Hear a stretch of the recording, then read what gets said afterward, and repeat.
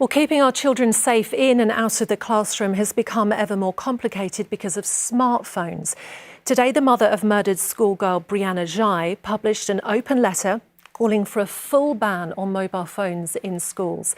Esther Ghey says her daughter was killed by social media before she was murdered, and her phone addiction impacted her education and her ability to make friends. Her campaign has the backing of actor Kate Winslet and London boxer Frank Bruno. Well, to discuss this further, I'm joined by Nova Eden, who's a children's mental health expert who was behind Barnet becoming the UK's first smartphone-free borough. Nova, thank you so much for coming in. You're really passionate about this, aren't you? Just briefly outline what you think the main problems are with children and smartphones. We now have an overwhelming amount of evidence to show that there are alarming and rising levels of depression, self-harm, suicide and anxiety in young children. It's not just about what's happening within the four walls of schools. This is about the tragedy of modern childhood. These smartphones are highly addictive.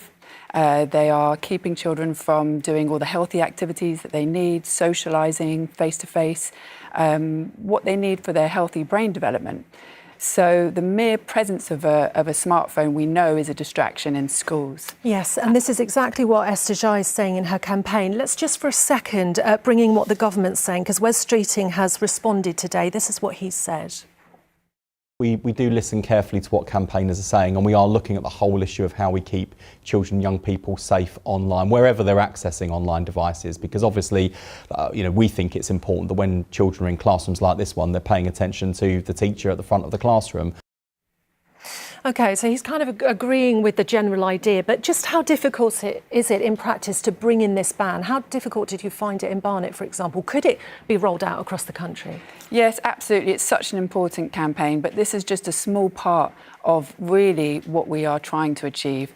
We know that Gen Z are growing up in this uncontrolled experiment. We didn't have the evidence and research many years ago when we first started giving smartphones and social media to children, but we do know now that it's causing an array of problems, and in schools particularly there's safeguarding issues. It's a huge distraction. This policy of phones being kept in bags, we know that it doesn't work. And also we want to make sure that the next generation of children that are coming up into the schools are having that 7 to 8 hours a day free from their smartphones, free from the distraction, and getting back to having a childhood again. Do you know someone else who agrees very much with what you're saying is Robbie Williams? We spoke to him last week. He said he does not want his children to have phones at all. This is what he said.